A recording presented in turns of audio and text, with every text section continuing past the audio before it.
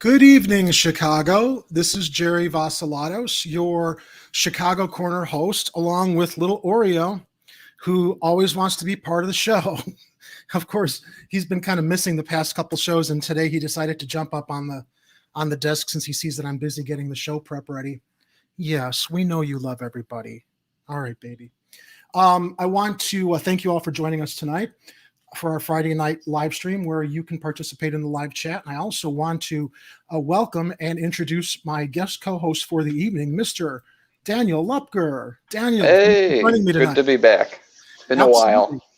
It has. Well, why don't you tell people why it's been a while? I think that there have been some really exciting things happening over at 99 Perspectives. I got a wonderful email from you today talking about the network's growth. And before we go into Chicago stories and things that are happening here, I think our Chicago Corner audience would love to hear what's happening over at 99 Perspectives and Hard Lens Media. Yeah, so, God, when was the last time I was on, just to get my bearings? I would say at least a couple months. It was probably before you moved into the new space.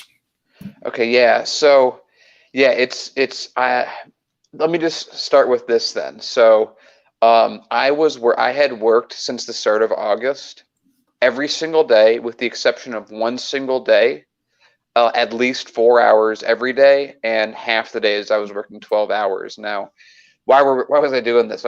So we have our space that we moved into in September, and it's just been crazy. It was absolutely crazy for all of August. It was securing our location. September, moving in, building the sets, because we went from one place to several places.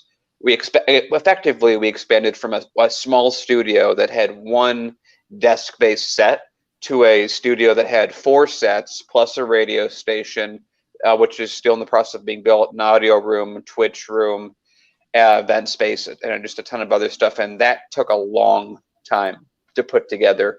It really did. And like you saw in the email, I was just kind of reflecting on where we were last year and where we are now, and it's amazing. We have, obviously the creation of Chicago Corner, me and Kit wanted for so long to go back and sort of rebuild those roots with Chicago-based coverage, and now that's happening.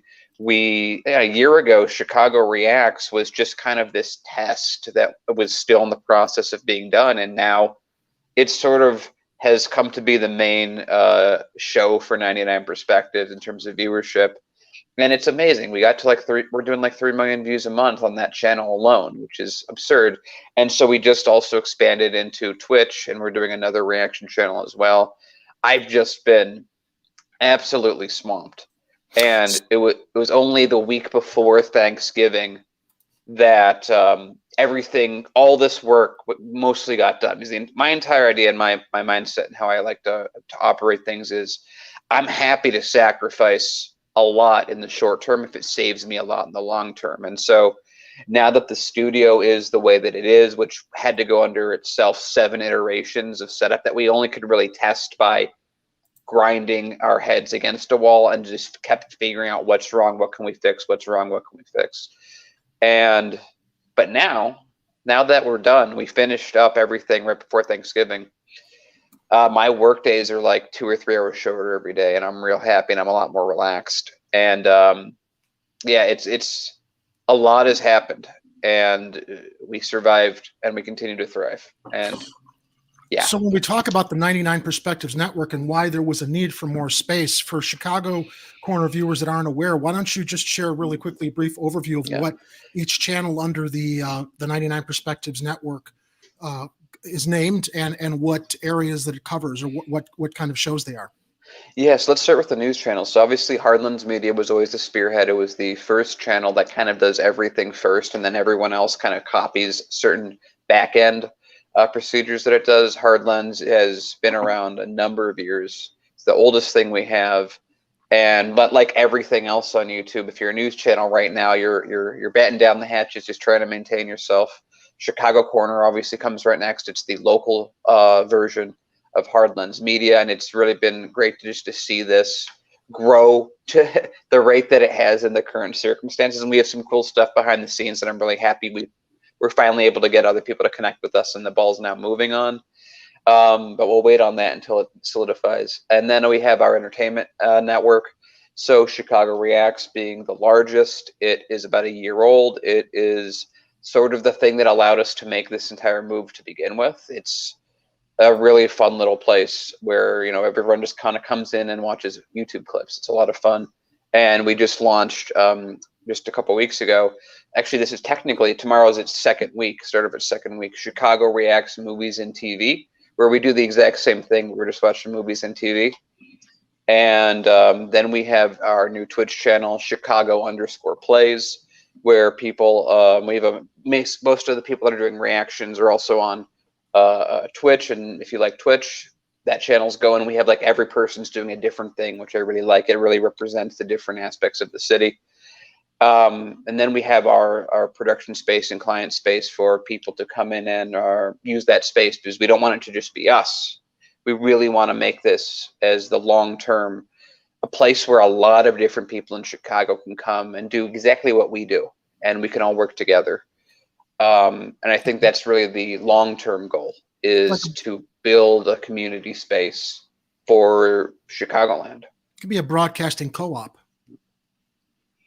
Yeah, I mean, effectively. And then also, right, then we have our audio room and the radio station that's getting put together. It's a lot is happening all at once. And so it was just most of my last 120, or at this point 130 days has just been frantically trying to keep everyone on pace, make sure everyone has what they need, make sure everything gets built. Like it literally just happened. So like a week ago that the building finally said that they're going to refund us that electricity bill that we had to deal with. I'm hearing about that. So it's like, yeah. And so even right now, the crazy thing is, like, when it rains, it pours, is literally the Friday we completed the studio, me and FaZe were like, oh, we're going to come back Monday, Tuesday. We're going to take pictures. We're going to update all of our social media, the website. And then, of course, what happened was they decided that the people above us moved out, and then the building, without letting us know, was starting to do construction. And so we came back that Monday, or I didn't come back. I was on vacation because I was like, I need time off now. We finished all the work. So I literally get a call the very morning of my first day of true vacation.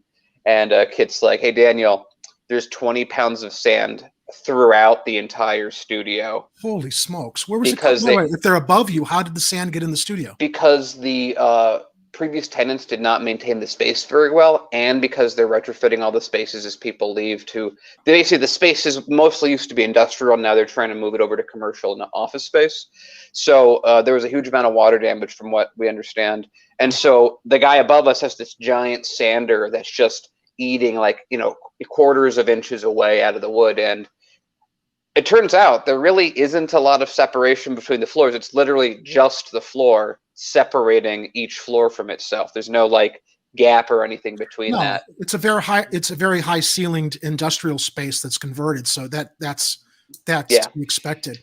And I along with everyone can attest to how busy Daniel's been, which is one of the reasons that Kit has been pretty much headlining Hardlands Media now solely. I believe he's the producer and sole host, although I know that you guest host as well as Lainey and Kira. I'm on Tuesdays. You're on Tuesdays, right? Yeah, I'm there. I'm on there Tuesday, Wednesday, Thursday, but I'm only contributing stories on Tuesday. Okay. What was I going to say with the? So yeah, well, everybody, here it is, the Chicago Broadcast Co-op. If any of you have shows or ideas that you want to bring over to 99 Perspectives to produce broadcasts, there you've got the spot. It's over on Justine. I'm sorry, Justine Avenue. Yeah, and if you go to 99perspectives.tv, obviously you'll find the great work that Chicago Corner has been doing, but you can also find everything we're doing right there as well. I've been kind of out of the loop with all the new shows, so when I can participate in the future, I'd love to try to join the movie and TV reaction channel. For sure. You know what a movie fan I am, so. Yeah, I'm going to find a way to make it happen. Cool. Well, thanks for that update on everything. And I do want to, and I want to just shout out to you, because it's like, as much as like I've been trying to do everything, I've been watching as much as I can of the channel. It's like, everyone give Jerry a round of applause. It's like we're in a terrible environment for news media on YouTube, and you've just been plugging away and really getting good at this. And thanks. I was watching the chat before we went live. And you have loyal people tuning in, and that's really what it's all about. They're on the live chat right now participating. One of the things I really love about broadcasting live is being able to share what everyone else is thinking out there in the live chat. I'm looking at their comments right now. And as far as covering the news, I've said this many times before, I love covering news and current events. I don't want the show to be a bitch fest. I hope that we can always talk about solutions as much as we feel it's hopeless with so much of the corruption in the city, and then finishing the show on something inspirational, whether it be someone who's doing something in the city to show people that they can make a difference, or talking about events that people can come together and participate in. Yeah, and I do want to say to everyone before we start, one thing I'm really excited about is, I don't want to say it out loud because you both of us know what I'm talking about, is I've been trying very hard to make sure that Chicago Corner can properly expand, and I'm just very, that's it's all this cool stuff we have, every single channel we have, there's something I'm really excited about that I think people are going to really see play out in the next 2 to 6 months, depending on what it is. It's a step-by-step process. As we spoke a moment ago about, trying to cover what's happening here in Chicago, I don't want to say it has kind of been a slow news week, but a couple of the stories we're going to cover tonight are updates on stories that we've previously covered because there's nothing else really going on. So, there's been some good news tonight breaking with a story I think I've covered on the last 2 shows. Let me see if I can bring up the window here, share the screen. There we go. This has been something that's just made as well as I think anybody who's been following the story, blood boil for as long as it's been in the news cycle for the past couple of weeks, given how long it took for, I guess, the investigation to figure out what was going on over at the Marine Leadership Academy here in Chicago, with teachers sexually abusing and grooming students while they were in high school there. So thankfully, now that this has hit the news, although it's taken a while, Governor Pritzker did pass, I guess, a bill today to finally stop this from happening. Because I don't know how much you follow, Daniel, but there was literally a loophole where teachers at this school and any school, hopefully it hasn't been happening elsewhere, I can only imagine, finally passed a bill here that is going to prevent these teachers from taking advantage of their students. So let me read a little bit of the article, and then we can talk about it. Mm-hmm. So this came today from Mina Bloom at Block Club Chicago. Illinois makes it illegal for adults to groom kids as sex abuse scandal rocks Logan Square School. Faith's law bans all forms of grooming and boosts protections for abuse survivors. Governor J.B. Pritzker signed it into law Friday amid rampant sex abuse allegations at Marine Leadership Academy. Now, I'm thankful that Governor Pritzker passed this law, but let's keep in mind, this has been under investigation for 3 years. And I wonder if Governor Pritzker would have been pushed to pass this law now had it not hit the headlines, because it had been covered up for so long. As a matter of fact, the principal of this school was promoted while she was also covering up the scandal that was going over there during the investigation for the past, I think, 2 or 3 years now. So the article goes on to share, Governor Pritzker has signed into law a bill that aims to prevent and properly respond to sexual misconduct in schools. Faith's law, named for sexual abuse survivor Faith Colson, bans all forms of grooming in which adults lure children into sexual relationships. The bill also boosts protections for sexual abuse survivors and their families. The law was 2 years in the making, but signed Friday amid a massive ongoing sexual abuse scandal at Logan Square's Marine Leadership Academy. Students deserve to be safe in their classrooms, period, Pritzker said in a statement. Anything short of that is a call to action, and Faith's law is another critical step in creating and preserving safe and welcoming learning environments for all students. Colson teamed up with Representative Michelle Mussman, a Democrat representing suburban Schaumburg, on the legislation to close a loophole. It's shocking to even imagine that there are teachers who know that there was a loophole, or I'm sorry, staff members that knew that it was a loophole, because I made an error in a show, one of our shows previously, where I was wondering what the Chicago Teachers Union thought about all this, but this is CPS, not CTU. So it's the CPS. The loophole was there for CPS employees and staff to exploit. Colson was sexually abused by a teacher about 20 years ago while in high school in Schaumburg. Before Faith's law, grooming in Illinois was defined as luring a child into unlawful sex using the internet. Now, that definition has been expanded to include in-person interaction and written communication, as we saw during the investigation at Marine Leadership Academy, with teachers sending emails to these high school students and in-person interaction while they were students. Under Faith's law, the Illinois State Board of Education is required to create a statewide resource guide for parents, a quote, centralized source of assistance, and provide resources available to the parent or guardian of a student who is or may be the victim of sexual abuse, according to the governor's office.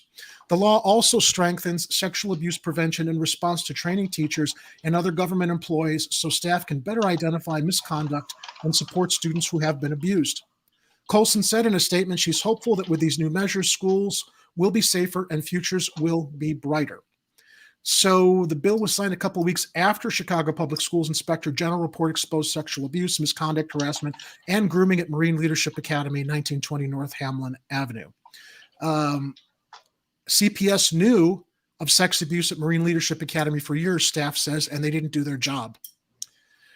CPS CEO Pedro Martinez pointed to the state law as one of the major challenges of the Marine Leadership Academy case. District officials allege that multiple adults groomed students for sexual relationships, but in some cases, there was no indication sex acts occurred until students graduated and were legally adults. That meant there is little recourse to prosecute them, Martinez said. The Inspector General plans to release 2 additional reports revolving around Marine Leadership Academy in the coming weeks, one with more abuse allegations and the other about, quote, systematic and school culture issues. Again, great that the governor passed this bill. I don't want to say too little too late, but it did take too long for them, especially in the midst of a 2 or 3 year investigation, to get this law passed or this bill passed that was being, I guess, sponsored by Representative Mussman and Colson, Faith Colson, abuse survivor Faith Colson.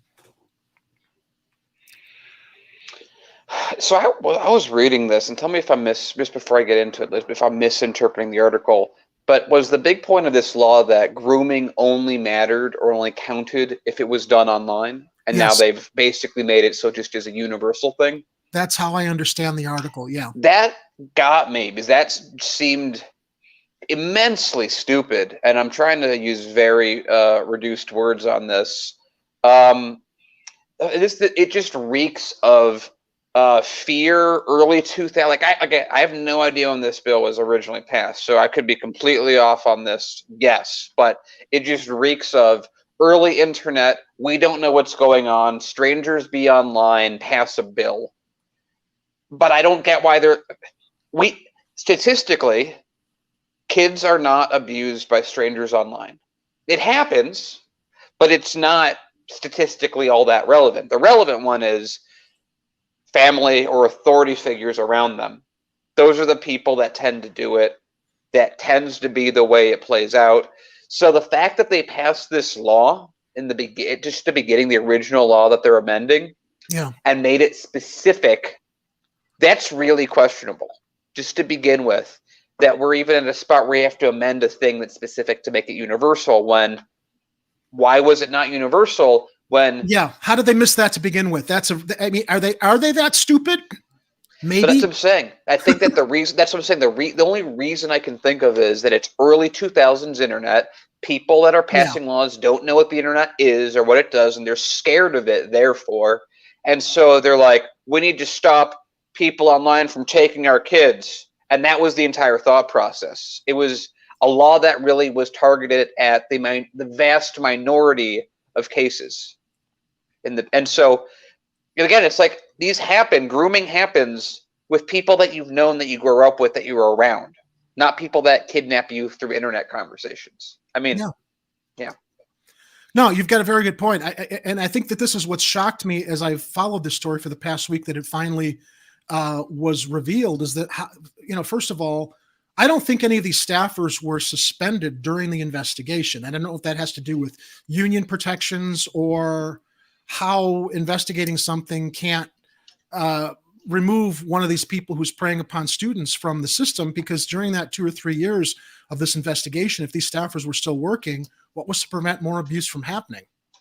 So, you've got all these loopholes and red tape going on that, again, thankfully, Governor Pritzker, God, this guy is such a little attention whore. By the way, isn't it nuts that everything's so crazy that the billionaire governor turned out to not be the worst guy representing the state?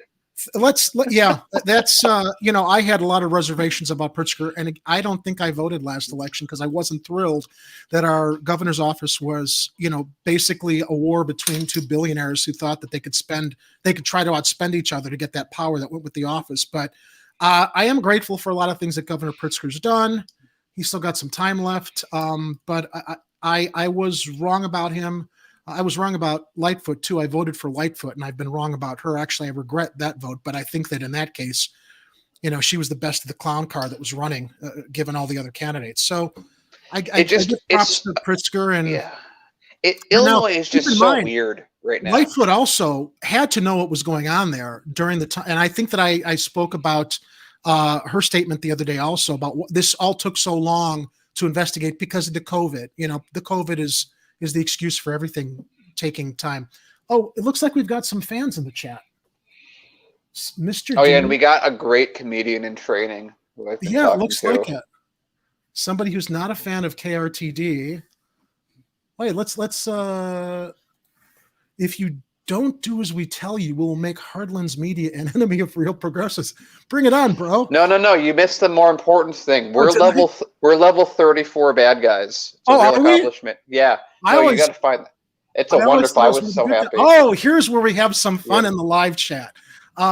As head of security for Real Progressives, I must see our former volunteers never work again anywhere as punishment for leaving us. Leaving who? Who are they talking about? KRTD? I still can't figure out who this guy is representing. I hear Real Progressives, and I always think that if you have to qualify that you're real, you're probably the opposite. I want you to use now I'm going to be guest hosting tonight on First Fridays with Shane over at KRTD, which I find a privilege that he invites me on to talk about national news there. We met Shane through the March for Medicare for All connection. I want you to use your influence to force Shane Coughlin of KRTD Media to fire all of our former volunteers. We own them and they can't work somewhere else. Oh, I guess it's some kind of labor dispute. Okay. That's what I was saying. I think this guy's a stand-up guy that's working on his set. That's my take, and no one has changed their mind on this. This is hilarious. Well, I mean, let him rant as much as he wants. It's very entertaining. I'm not big for censoring people unless they start the ad hominem personal attacks or start pulling stuff that's literally stalking to use as ammunition against people. But Mr. Denit, hashtag Real Progressives, you go, boy. By the way, can you also just clarify what's happening? Like, I'm reading all your stuff and I have no idea. There it is. Yeah, that's it. Level 34 enemy of Real Progressives. I don't know what level 34 is. I need to have that defined. Do I get benefits? Do I get a retirement package with level 34? What do I need to grow to? What are the clarifications? What's a level 1? A lot of questions that need to be answered. As a gamer, that makes me feel like we're like the top boss fights in whatever this dispute is with KRTD Media. But I don't know. Is it level 34 out of level 35, out of level 100? There's way too much uncontextualized information out there for me to even take a stance besides this guy's just trying to work on a comedy sketch and we're the audience he's testing it on. Yeah, well, whoever this is, he's got some kind of a beef with Shane at KRTD. And Mr. Denit, Real Progressives, I suggest you take it up with Shane. I appreciate that you must have some kind of a beef. I don't know why you think participating in the chat here is going to do anything other than entertain us. So, and give us viewership. I'll take it. Yeah. By the way, thank you for your AdSense, my friend. Yeah. If you threaten, he works for Steve Grumbine. I don't even know. So actually, tell us. Here's a question, Mr. Real Progressive. Hashtag Real Progressive. What's Steve think of all this? What do you think of us? Do you think of Chicago Corner? How do we get level 34? I need more information. It's like we have a supervillain nemesis here. This is great. So, but it's supervillain nemesis a la Venture Brothers. Yes. So Ward tells us that he was in the chat for Comrade Misty's bitch giving, and he gave us all threat levels. Oh, whatever makes you happy, Mr. Denit. Okay, you represent. What is the maximum threat level? I need to know this. Yeah, share with us. Let us know what our level is, and on a level of maybe 1 to 10 instead of up to 34, because that's going really, really high. Yeah, if you're going to 34, like again, I agree. This is an RPG now. I need to know what stats we gain, what benefits we get. Do we get discounts on restaurants at level 34? Yeah. I need context. I'm enjoying it. Anyway, let's move on with the news. Let's move on Mhm. with like our progressive opinions on the news, as I like to hopefully define myself. Let me bring this one up. Okay, so this comes to us from Block Club Chicago. Again, a very, very trusted news source here in Chicago. They were also running a fundraiser to help with their investigative efforts that I linked in the chat on Tuesday's show. So I think they're still running that over the holidays. You want to give to Block Club Chicago. We rely on them a lot for our news Mhm. until we can put our news staff together as YouTube monetizes us. So this comes from Quinn Myers and Justin Lawrence at Block Club Chicago. The battle for Lincoln Yards, new map, and this has to do with the Ward Remap, which we'll also get into in another story, takes mega development from the aldermen who fought to build it. So what the article is stating is that the new ward map, in redrawing the wards throughout the city, the alderman who fought to build Lincoln Yards, I guess, is no longer a principal. It's been taken out of his ward, even though he fought for it. Alderman Scott Waguespack of the 32nd says adding Lincoln Yards to his ward would make the community more contiguous. Hopkins called that utter nonsense. All right, let's jump into this and try to understand what's going on with the ward remap. A proposed ward map unveiled at a special city council meeting Wednesday would move the future site of the Lincoln Yards mega development into the 32nd ward, out of the control of longtime supporter Alderman Brian Hopkins of the 2nd. Put forward by the City Council Rules Committee with heavy influence from the Black Caucus, the new map would give control to the area. Oh, okay. It would give control of the area to Alderman Scott Waguespack, who is a vocal critic of the development. Okay, so Hopkins proposed it, got it through in his ward. Now the ward's being redrawn. Waguespack was against it. Now it's his headache. This is kind of hilarious. The proposal would extend the 32nd ward east to include the controversial $6 billion development along the north branch of the Chicago River, situated between Bucktown and Lincoln Park. Lincoln Yards received $1.3 billion in city subsidies in April of 2019 after a drawn-out city council fight, which was very controversial at the time. I remember. Mhm. Hopkins vowed to fight to keep the site in his ward Wednesday, arguing he's the right person to steward $1 billion of public infrastructure projects associated with the development over the finish line. Of course, he's the right person to steward the $1 billion of public infrastructure projects. I'm sure he's not divvying out those contracts to cronies that have been supportive of his tenure as the alderman there. Allegedly, that's just speculatively, I'm saying, those include a new metro station, bridges, and an extension of the 606 bike trail. It's a promise that needs to be kept to the voters. It's a promise that needs to be kept to the residents. And I view my job to make sure that promise is kept, he said. So here is Alderman Brian Hopkins. Now, speaking to WTTW Chicago tonight, Tuesday, Waguespack said Lincoln Yards should be returned to his control because the area was part of the 32nd ward prior to the last remap. So as the aldermen redraw the ward map for power and control, every time it comes up for remapping, this is like a tennis ball going back and forth. This literally draws the lines back to where they were, Waguespack said.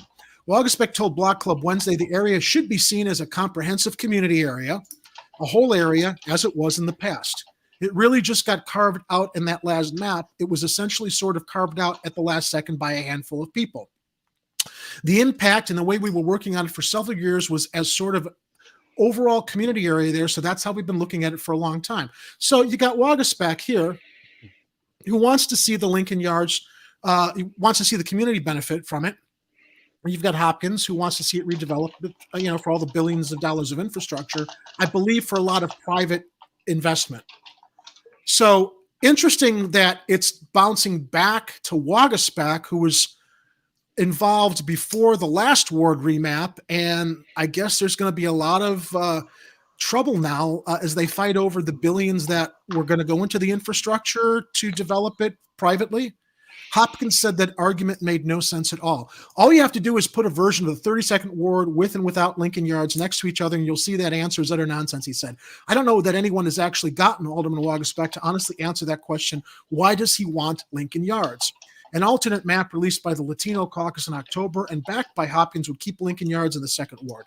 Hopkins said Wednesday he'll continue to support that version, which could end up in a public referendum next year if alder people can't find compromise in the coming months. Now, Hopkins Hopkins said Wednesday he'll continue to support that version. Okay, so I don't think that Hopkins is for the public referendum. I think the best thing that could happen is for this to come up for public referendum.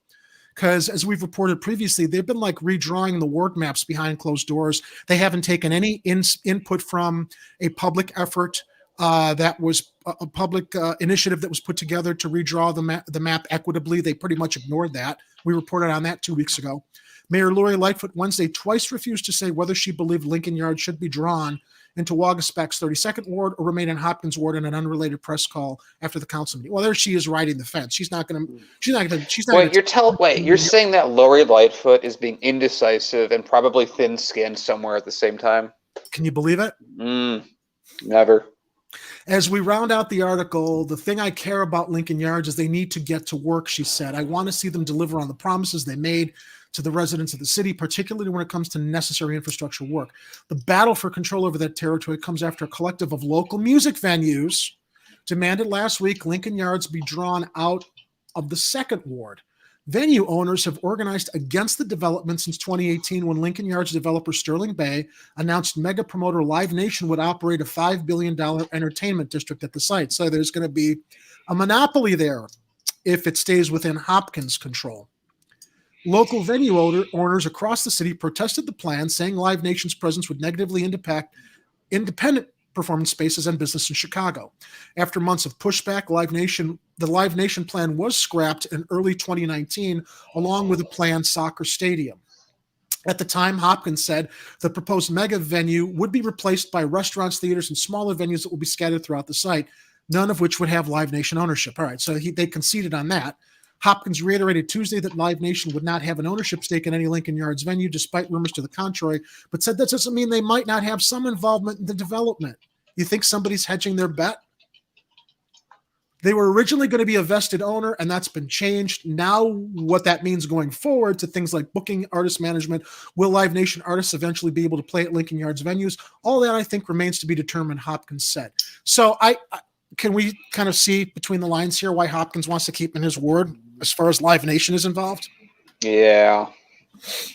Yeah, this whole Lincoln Yards thing has been just a travesty from start to finish. Every time every time it gets brought up, my stomach turns. It's a giveaway of private land, public land. So, and Lightfoot is constantly it doesn't seem that she wants to be involved in any other way other than making sure some kind of deal goes through for business owners to profit from, instead of keeping it as serving the public space there. So Lincoln Yards, it was originally, correct me if I'm wrong, I should have checked this before we went into this article. Wasn't it a public housing complex that got raised? I don't remember exactly what was there before. Let me look real quick, because I think that kind of factors into things too here. Was Lincoln Yards public housing? It wouldn't surprise me if it wasn't fully developed or just too many poor people live there for their taste. That could have been it. So Lincoln Yards was a mixed-use development project on the north side of Chicago between Lincoln Park and Bucktown neighborhoods. It consisted of several high-rises that will include apartments, condos, offices, and retail entertainment. That's what they're talking about it's going to be now. Now, the history, the Lincoln Park location was Chicago's oldest steel mills. In 2006, it bought the site of former Versant Steel on Chicago's south side. It was purchased by a German company. In 2016, real estate developer company Sterling Bay purchased the Lincoln Park site for a sum of over $100 million. Okay, so it was not originally public housing, although I know that there is redeveloped public housing happening right now along the Fullerton corridor near, I want to say near, I think it's Clark or Ashland, going through. So that's what I was mistaken about that. So anyway, that's the update on Lincoln Yards. Let's see what some people think in the live chat. Oh, we had a lot of development from the previous entertainment break. Oh, is he continuing? Oh no, we have new threat levels now. Before we reached level 34, you went on another show, so that's another 75. I'm at like about 270 now. Apparently, this guy thinks he owns his employees. No. Owns volunteers that haven't worked there in a while. Owns volunteers. Now, volunteers aren't people who get paid. That's right. So apparently Mr. Denete, hashtag real progressives, is a slave owner. No, I think E. Heller coined a beautiful term that I would have never thought would be a thing ever, which is now, I'm going to use it forevermore, media slavery. E. Heller always comes up with really great terms and creative expressions to handle things here. All right, so Kathy Powers, 2021. Did you know that some public schools don't have soap and close restrooms for lack of supplies? Kathy, unfortunately, I have followed some of that. I mean, I know that. So Kathy is a great contributor to our Twitter. I usually end up sharing, when I'm on Twitter, stories that she shares from across the city. And a lot of those stories we also end up covering. Kathy, if there's a story specific to what you're sharing here, please go ahead and share it with me via Twitter or email so we can kind of look into it. We always are reliant and appreciative of the news that comes from our community. Also from Kathy Powers, I'd like to see her follow through with her promises. One-term mayor. Yeah, let's get her out of there. And we did talk a little bit about the other night about Lightfoot staff being more concerned with things that teachers at CTU are asking for, more worried about how it affects her image than actually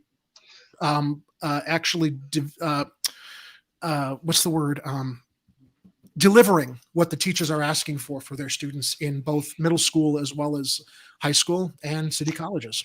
Well, as you know, if you're mayor of a city like Chicago, the most important thing is your personal image. Yeah. Image of being useless and not doing anything helpful to anyone ever. Mr. Fireberg suggests time for Daniel to establish a media underground railroad. I was already doing that. Already laid out. Tracks are set, metaphorically, of course. Safe houses have been laid out. We are happy to take any refugees from hashtag real progressives. You're level 15 threat now, unless you help us get our former. I love it. Now I'm the highest because remember he said that he actually also said somewhere that there is a power cap of 775, but someone else was over 800, and now I'm 15. This is all I really wanted. I wanted big numbers. I got big numbers. So we're going to move on to the next story, but I'm going to share this, and I'm going to invite Mr. Denete, hashtag real progressives, to define for us so we understand what's at the heart of his definition. You will side with real progressives in this important fight. Now, I'm being completely serious, Mr. Denete. I don't see that real progressives would ever imagine that they own volunteers. So as we go through the rest of the show and cover our other stories, I would invite you to explain to us in the live chat, and we'll come back to this, what you think real progressives are. Because if you don't think we're real progressives, I don't know how you define them. And if this is just about owning volunteers because you don't have the money to actually pay staff wherever your volunteers have fled from, that has nothing to do with progressive issues. That's again, bizarre. I think that the best way to interpret everything this guy is saying, it's a comedian working on his setup. If you look at it like this is amazing and really entertaining. Just keep it in that. I think so, What's he going to do? Increase our threat level? Yeah. Amp it up, buddy. All right, let's go into our next our next story. You owe me 3 jiggly bucks for that.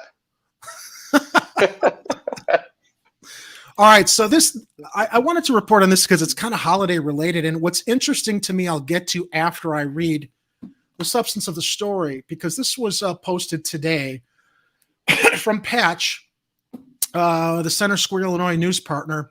Organized crime retail unit recovers millions of dollars in stolen goods here in Chicago. Now, we've heard about all of the thefts, especially along Michigan Avenue, the Mag Mile, a lot of literally like stores being broken into, glass smashed, and retail goods being stolen. So the Organized Retail Crime Task Force finds more than $1 million in stolen goods in storage units, enough to fill 4 semi-trailers. Wow. As smash and grab robberies increase around the country, Illinois authorities have recovered a treasure trove of stolen property. Illinois Attorney General Kwame Raoul said his Organized Retail Crime Task Force executed search warrants on 8 storage units at 2 separate facilities. Inside, they found tens of thousands of stolen items worth over $1 million. Now, I want to interject here before I continue with the story. Great, they found them at the storage units. I'm curious to, now this is what they didn't reveal in the article, and I don't necessarily know that this is a big secret or should be a secret as far as how they figured out what storage facilities they were in. If the blue light cameras that we talk about never working around the city allowed the task force to track some of these smash and grab robbers from the stores to across the city with the cameras tracking cars and stuff to these storage facilities.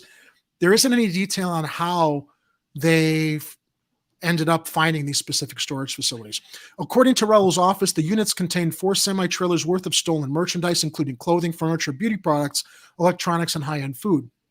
Our goal is to disrupt the criminal enterprises that engage in the overall scheme and send a message to these criminal operations that we will identify them and end the destruction they cause to our communities, Raul said. According to the National Retail Federation, organized retail crime has spiked over 60% in the last 5 years. 14 people stormed into the Louis Vuitton. Thank God that Kwame Raul is protecting Louis Vuitton store in Oak Brook and grabbed everything they could find. And I would imagine Louis Vuitton would have insurance, but days before, a crew hit another Louis Vuitton store at a Northbrook Court mall and stole more than $100,000 in merchandise. There have been several high-profile robberies in California as well. I don't know why anybody would spend, like a couple $100 on a freaking handbag because Louis Vuitton is on it. I mean, that's a whole other like mental illness to begin with anyway.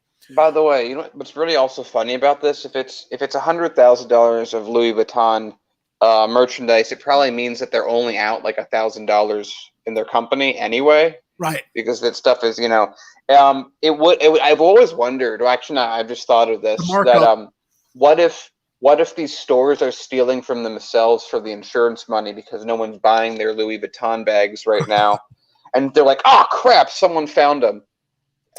I think that's what is that investigator in the New York investigative show by Dick Wolf? One of those Law and Order. Yeah, that's a Law and Order episode. But someone has to get killed or die.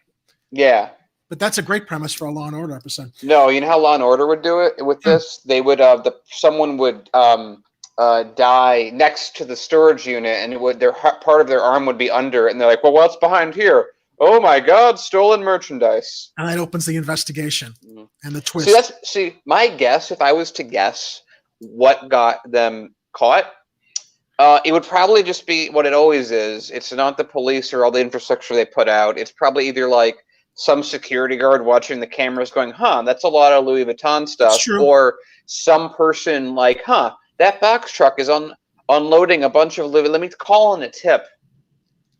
Yeah, that makes sense. This might have less to do with their investigative prowess and more about somebody tipping them off at one of these storage facilities. Chicago, which you wouldn't want to reveal because then you wouldn't want, whoever the snitch was to have trouble themselves. Chicago Police Chief of Detectives Brendan Denahan said those responsible are organized outfits.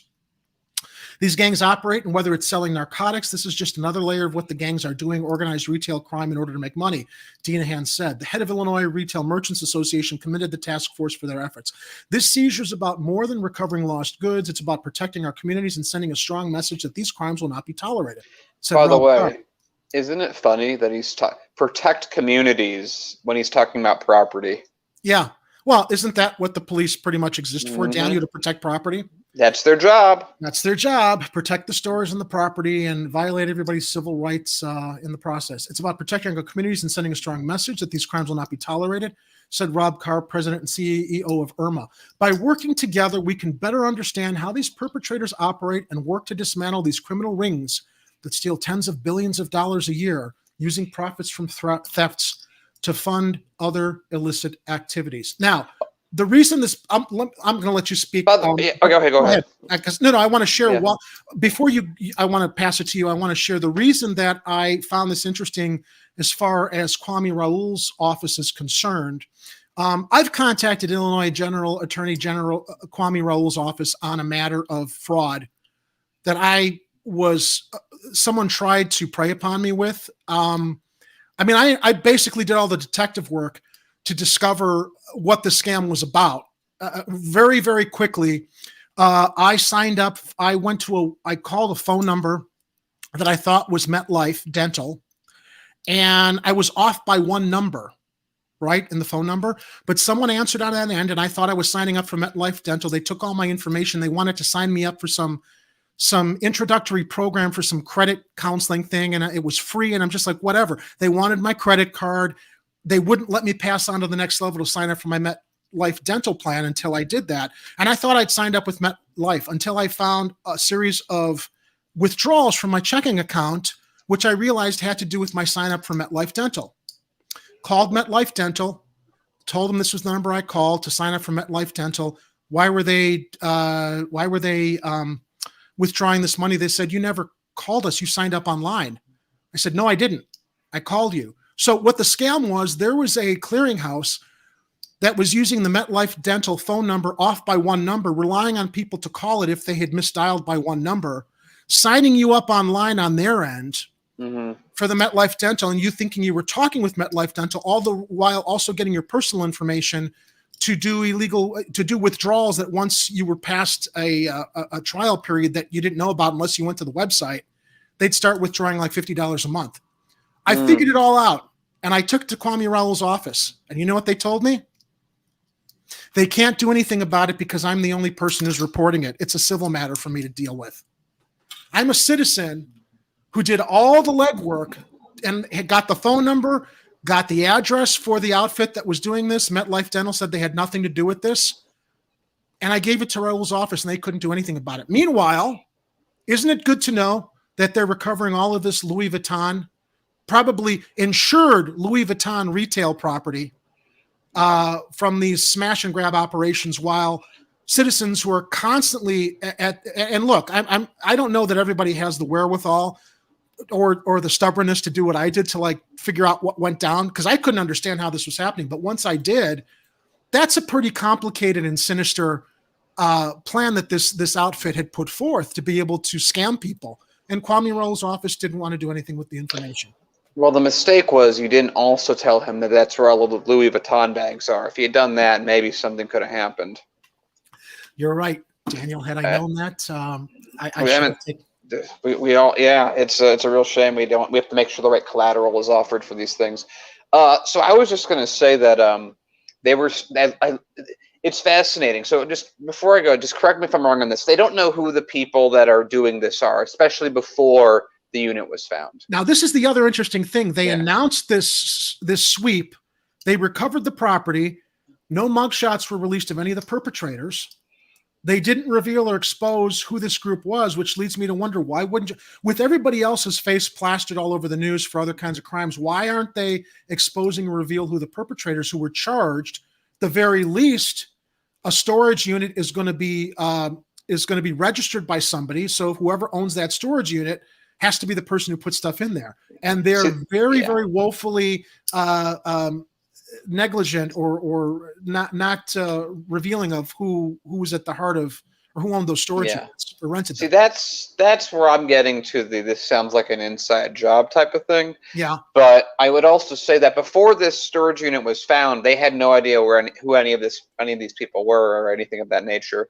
So I find it really fascinating that they're like, we don't know who these people are, what they're about, or what they're doing, but we do know that they're moving this money for illicit purposes for a large criminal enterprise. We just don't know anything about it, if it is them or something else.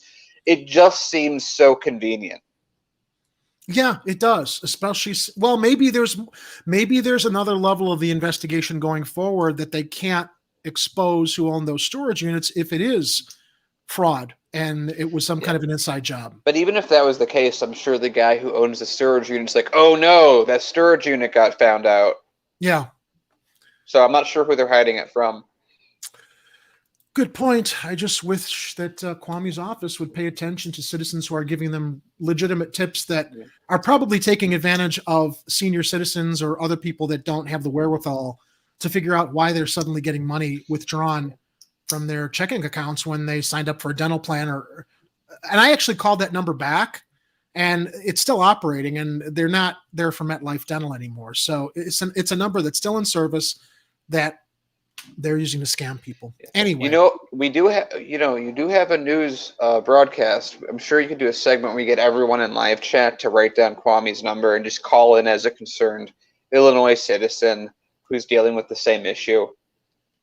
And then it'd be really cool if they tell every single person that no one else has called in for this. That's a story all of a sudden.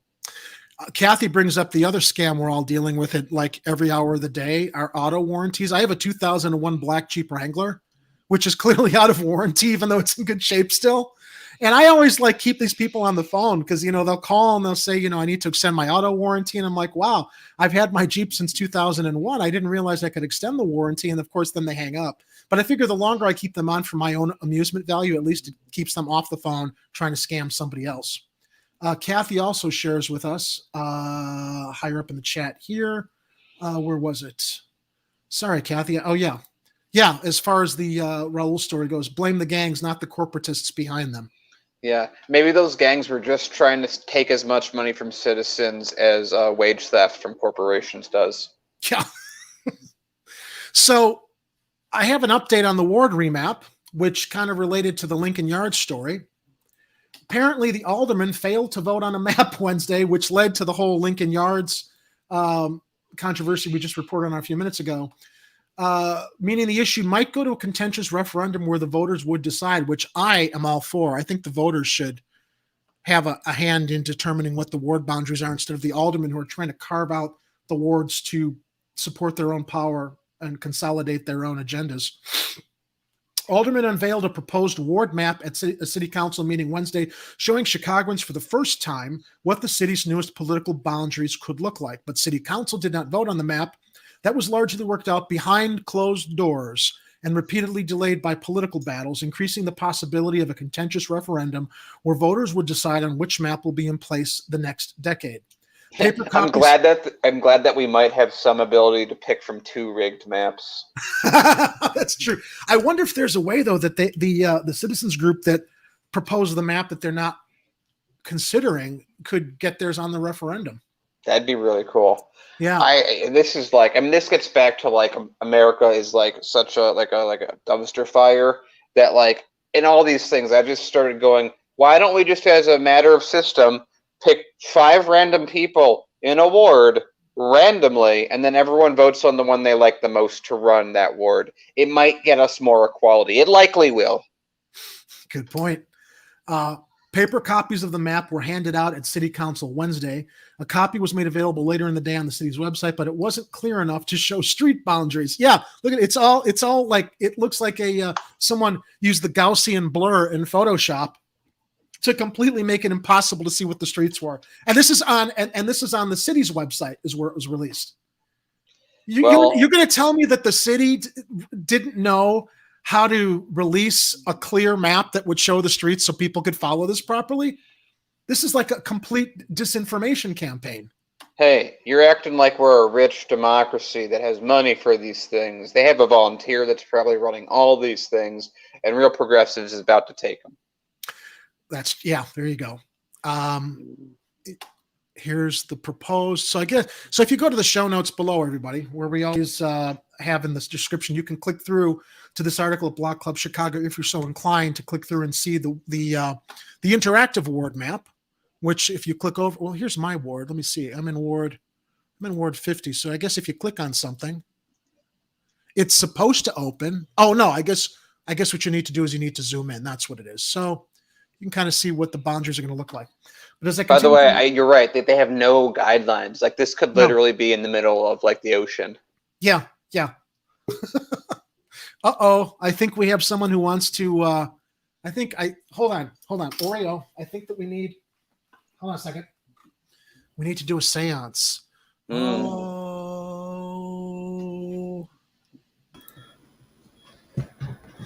Hey, did anybody ever add that chocolate milk majority ward into the map? That's what I get for initiating a seance.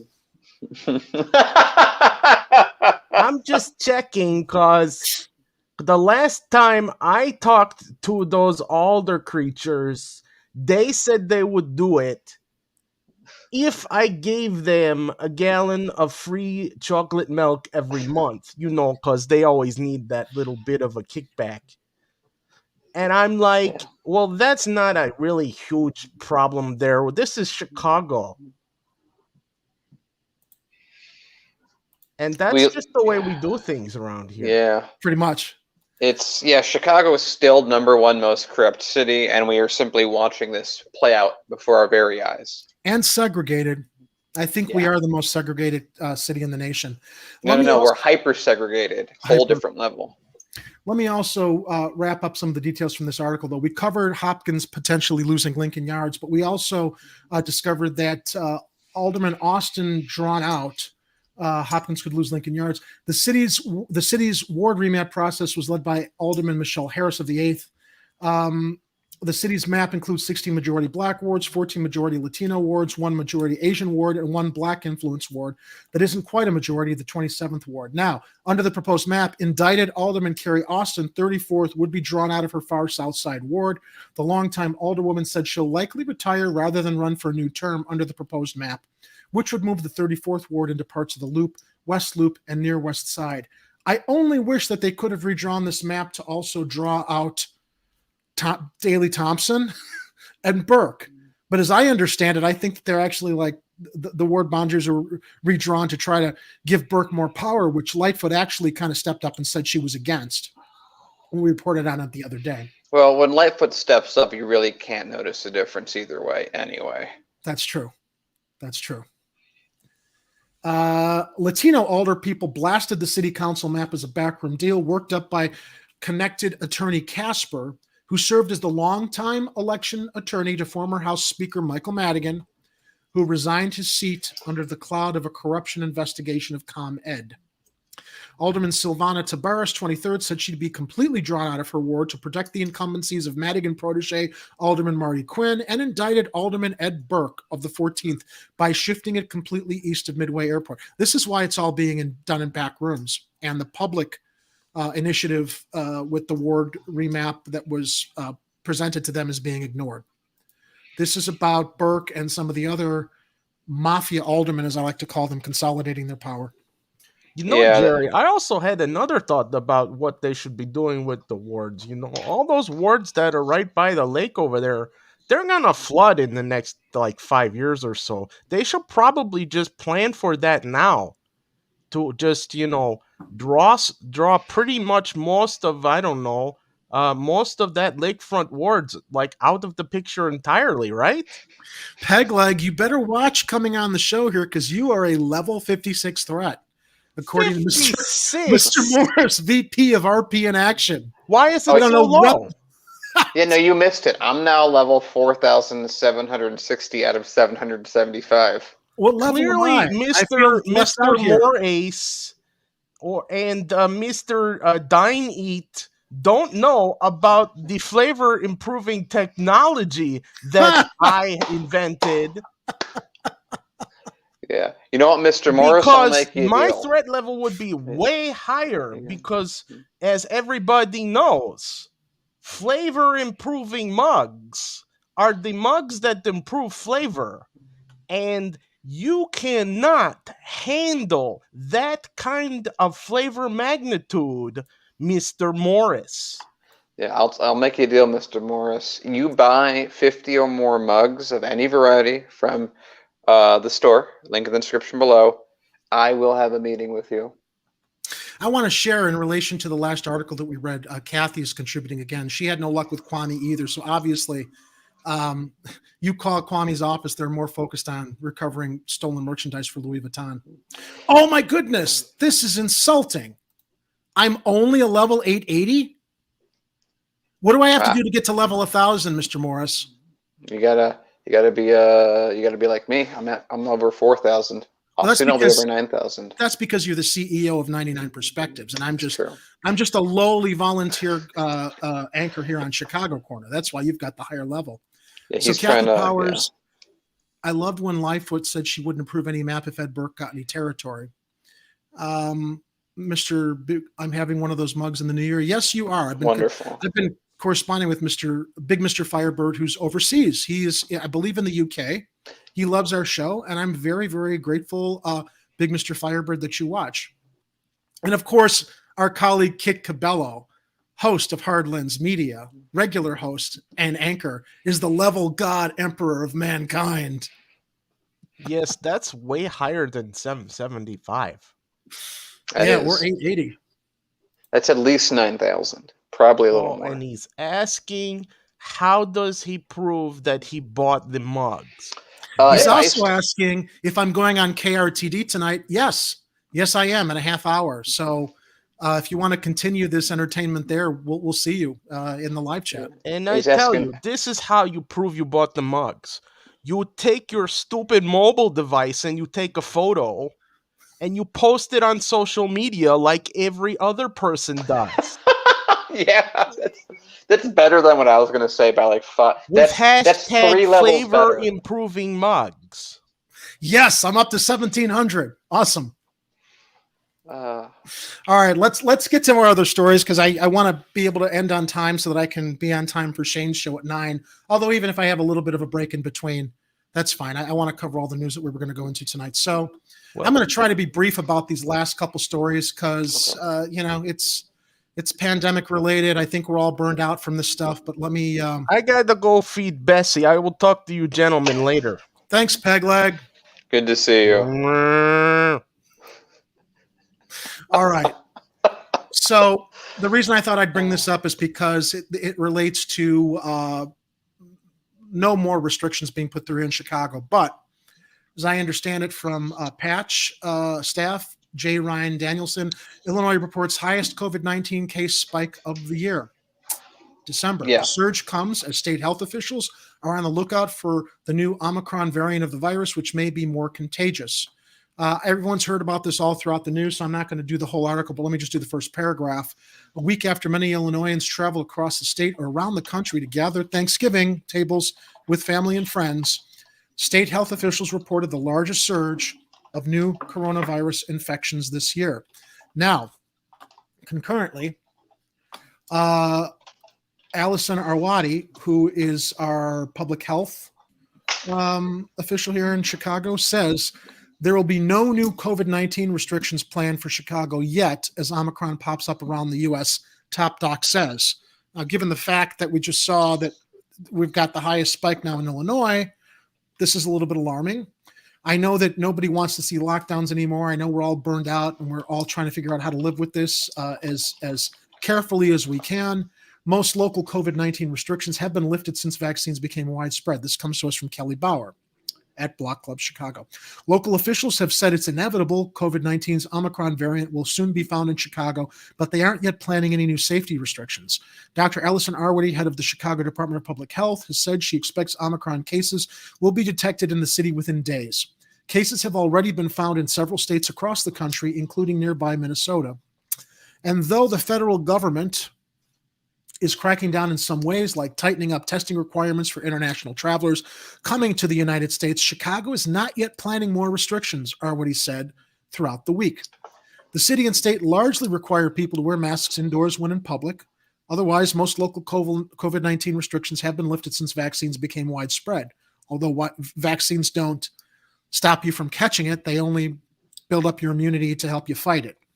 The city has no plans for additional restrictions as of now, are what he said Thursday. As of now, I'm fearful that if infections increase, I'm sure that there might be a change in that policy. She noted more places like event venues might start requiring proof of vaccination on their own accord. I have no desire and no plans at this point to be closing things down, are what he said at a news conference. We had to go there. That would only be in the setting if we were seeing major threats to our healthcare system. Now, Daniel, wasn't it last year when we had another president and another party in control that Democratic leaders or those affiliated with Democratic leaders were all for lockdowns and shutdowns? Yeah, it's. I was talking with someone. I don't even want to get into it on YouTube, but it's such a travesty. How again, it's like that other story we talked about a while back when we were talking about that cop that got shot. Now it's just like no one really cares. It's just who can use this body to move their political right. agenda further. And that's all that's happening. That's The all. Ella Yeah. French shooting. Yeah, Yeah, each it side doesn't- was yeah. using her tragedy to move their own agenda Yeah. forward. And so it's like we're so okay. So first, I think the big reason the surge happened in the first place is Thanksgiving. Yeah, It seems that so it's like I know just in the last week, three different like circles of people that I know have been in a situation where they were exposed to someone that was that had it. Oh boy. And they learned after the fact. So we Thanksgiving became a super spreader event, as we knew it would anyway. Yeah, I mean, I'm worried about to say anything more, but it's shocker. Everything didn't work out well in a system where no one's taking it seriously because everyone's too busy scoring political points to try and solve the problem. I have to say I'm not shocked because, to quote you, and I love your quote, history doesn't repeat itself, but it rhymes. I think what we're seeing in the charts right now regarding the COVID virus practically matches the maps during the 1917, 1918 pandemic. We saw it go up, then everybody thought it was safe and it went down. Then as it went into the next year and everybody felt no problem, it suddenly spiked up again at the end of the second year. So we're seeing the same patterns repeat of people not looking at history and recognizing that it's not that hard to I guess, err more on the side of safety, err on the side of caution.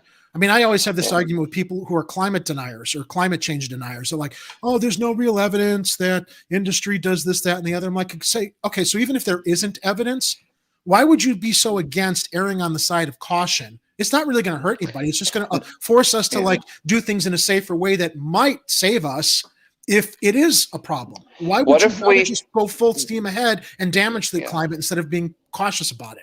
What if we improved the environment, lowered pollution, and improved life expectancy for nothing? Yeah. Yeah. And this is the thing. It's like the other problem is that the vaccine obviously is not technically a vaccine in that it's more of a gene therapy that they were able to pull out. So it's not like it's as soon as people stop isolating and they go back, you're always going to have flare-ups. Yeah. It's just inevitable. Okay, actually, wait, no, I just realized I take that back. According to YouTube, no person that receives the vaccine can get infected with COVID. So I'm going to leave and say that's clearly the right take. Wait, repeat that. They said no one that has the vaccine can get infected with COVID. Mm-hmm. That's YouTube's policy. But that's not true. It's true. YouTube said it. Oh, okay. So if YouTube said it, they're the authoritative news source now. That's right. Got it. We are simple channels classified as conspiracy theorists. What would we know about these topics? Well, what would we know given the fact we don't have a news staff, but we're quoting accredited news sources? How dare we? So let me move literally a couple of weeks ago, Hardlens literally got a strike for that reason. We were quoting news sources. Yeah, well, you get strikes for that all the time, though, I think. Yeah, we do. There's two other independent news channels here on YouTube. All right, guys, as we're winding down the show, this is something that I had reported on previously, but I want to remind people, given it's something that I think is impacting a lot of our friends across the city, coming from Block Club Chicago. If you need rent help, since the eviction moratorium ended, and a lot of the original rental assistance programs, I believe, expired, the city and state will reopen their rent assistance programs this Monday. Chicago renters and housing providers can apply for money to pay back rent through the city's Department of Housing or the Illinois Housing Development Authority. And this comes from Amy Kinn at Block Club Chicago.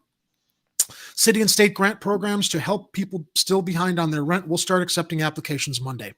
The city's Department of Housing is accepting applications from Chicago tenants and landlords 10 a.m. Monday through December 18th. The statewide program administered through the Illinois Housing Development Authority will accept applications through January 9th. Mark your calendars. Take advantage of it. This is a great program. Thankfully, it's an example of our representatives delivering as opposed to talking. Renters and housing providers can apply to both programs, but they will only receive assistance from one source for the same period. The city program will provide a one-time grant up to $2,500 a month, matched to applicants' specific need for up to 15 months of past due rent and utility payments. The grant also could include up to 3 months of future payments, according to the Department of Housing. Tenants who have a household income under 80% of the area median income and have faced a financial hardship due to COVID-19, such as loss of job or taking time off to care for a loved one, are eligible to apply.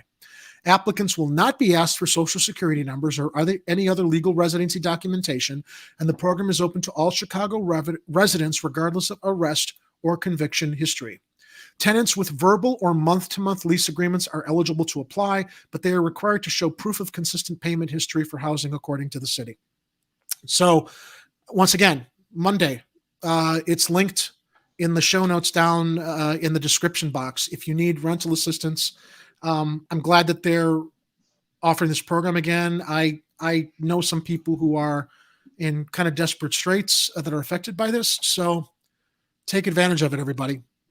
Your tax dollars are what go into these programs that then give you benefits. You know, I hear a lot of people who get very, very proud. They don't want to rely on public aid programs like this. And I tell them, your tax dollars that they withdrew from your paycheck, whether it's federal or state, that's your money that they're giving you back. It's not a handout. It's not an entitlement. It's a benefit that you get for the tax dollars that are taken out of your income. So take advantage of it. Don't be too proud. You need to survive. There's no shame in taking advantage of these programs that are giving you back your money that you've already paid into the system for this kind of assistance if you need it. Yeah. So in our last feel-good story, boy, could I use one of these right now. All right, everybody, let the holiday libations begin. 20 holiday-themed pop-up bars around Chicago that will put you in a festive mood. From Amy Kinn and Sarah Bottolini at Bach Club Chicago. Holiday bars full of decorations and themed drinks and snacks are here, and there's plenty of options for everybody. So right before the pandemic, I want to say I think it was Christmas of 2019, there was a Die Hard pop-up bar, which was ingenious because it was like you were in the Nakatomi headquarters. It was this little bar over on, I want to say Lincoln Avenue. And the interior was decorated with John McClane and Hans Gruber, and they were serving like drinks that would catch on fire on the top, like the rooftop of the Nakatomi building in Die Hard. It was, and I don't know if they're on this list here. I hope they are. Let me go through the quick holiday themed locations across the city. Again, linked in the live chat. I'm not going to read all the details, but there's 8 Crazy Nights, which is a Greystone Tavern that has a Hanukkah themed pop-up decorated with white and blue lights. Theme merchandise is available. There is the Christmas Club. Let's bring that guy up. A huge 2-story holiday pop-up with 3 party rooms and 3 bars. That looks like a nice location, a nice venue. Rudolph's Bar. This is a holiday pop-up bar across from Wrigley Field. Is a family-friendly, fully decorated, and Santa will show up soon. Next up, the Santa Baby Bar. Multi-room and multi-level holiday pop-up bar. Family-friendly during the day, but 21 and older after 8. What does it say? After 8 p.m.? As you're reading this, I'm just thinking, it's been real sad for moving into the city. I moved into the city proper right in the June, right when the pandemic was first happening.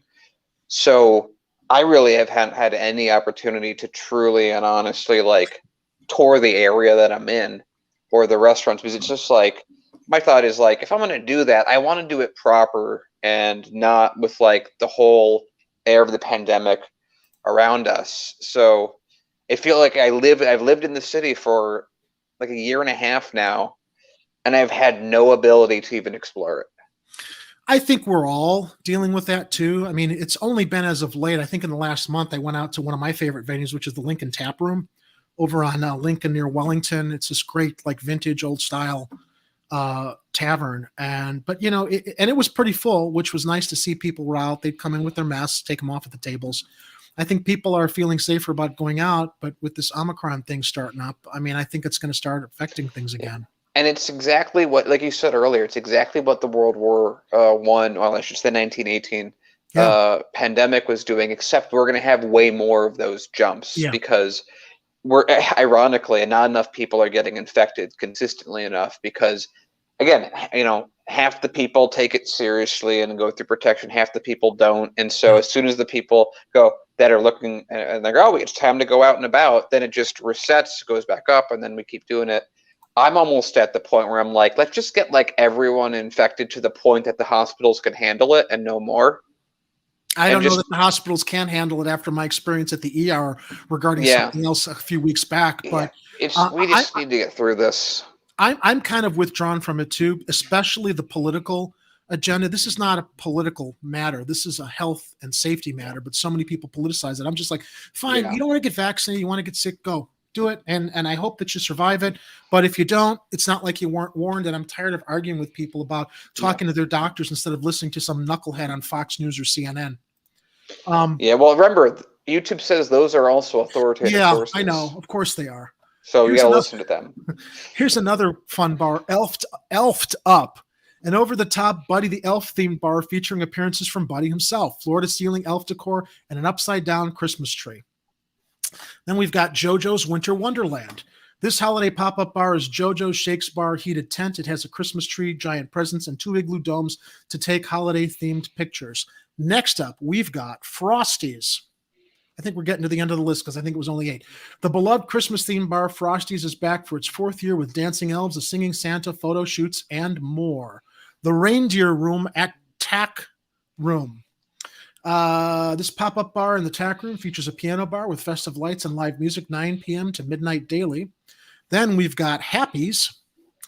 Ground floor of the Chicago Athletic Association Hotel transforms into Happy's, a holiday pop-up bar that's complete with holiday tombs and twinkling Christmas lights and decor.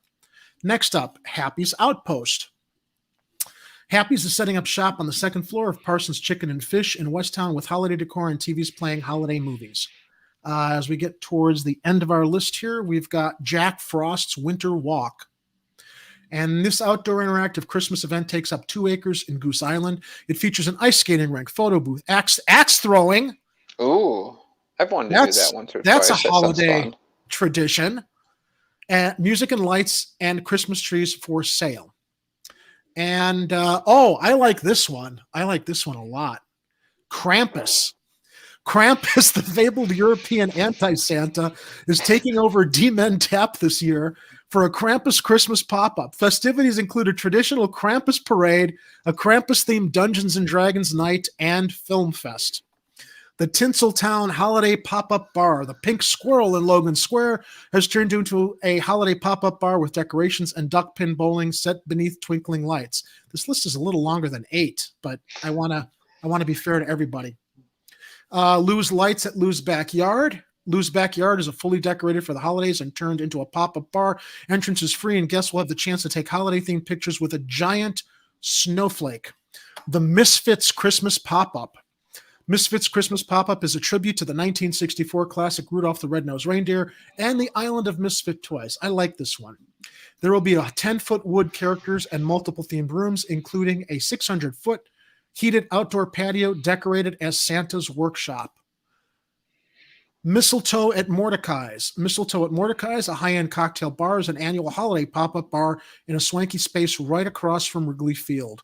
Griswold's Houndtooth. There's a theme here with National Lampoon's Vacation. Country Bar Houndstooth Salon transforms into a Christmas-themed pop-up inspired by the holiday classic National Lampoon's Christmas Vacation, complete with a themed menu and events like movie trivia. Santa's Bar. This holiday pop-up bar is filled with holiday lights, presents, ornaments, and photo opportunities. I'm not seeing the Die Hard pop-up, which is a little bit disappointing, but a Christmas Story pop-up. We have a movie-themed one.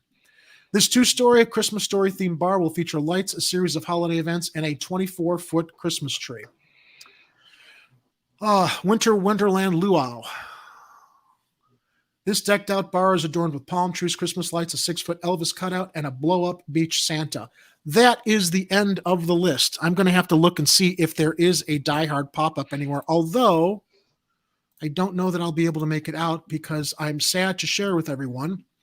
I am going to be out of commission next Monday. I'm hoping not more than about 1 week, 2 weeks at the most, because I'm having shoulder surgery Monday morning. It's not a big deal. It's just a long recovery time. And as I like to tell my colleagues at Hard Lens Media, I'm horribly vain. I don't want to come on the air unshowered, unshaven, since I'm going to have my arm in a sling, and it's going to be difficult for me to groom and take care of myself. Plus, I'm going to be amped up on Norco for a week or two. So don't worry. We already know Kit's all ready to take your job. I know he is. Kit's he texted me today. No, he texted the Slack group. He's like, I just want everybody to know that I'll be covering Chicago story tonight. I'm like, no, Kit, I said Monday morning. I know how much you want to replace me and jump in, but give me some. I got one more show. The previous time where he did the exact same thing. He's ready. He's ready. He's like, I want to go back to Chicago reporting. I find it as very well intentioned. It's just he never reads the detail of the date that I'm noting that I'm going to need a substitute. So, but you gotta love his energy. Oh, I do. Of course I do. No, and I know it's well intentioned. Yeah. And I also know that he's probably so spread out all over the place.